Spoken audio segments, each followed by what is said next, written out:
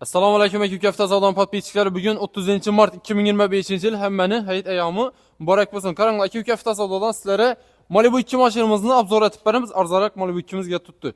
2020-yilda ishlab chiqarilgan 1.5 turbo mashinamiz 161 ming kilometr yurgan. Probeklari halol, o'ziniki tekshirib ko'rib, keyin pulni olib beraversizlar. Mashinam meri zavod holatda turibdi, hech narsa qo'yilmagan. Nechapga yonsa shunda tutdi. Ayaqtenda kizlar bilan turibdi даже. Mashinamiz zo'r sostoyanida, chistin qarasvet, 1.5 turbo, benzinda, metan propon uстановка qilinmagan. Mashinamizning narxini keladigan bo'lsak, 245 million so'mda qo'yganmiz. 4 dona toza bo'sh balonlar taqilgan. Narxi 245 million. Oldindan 33 million so'm bersangizlar, oyina 7 million 700 dan 5 yillik avtogrid etib beramiz.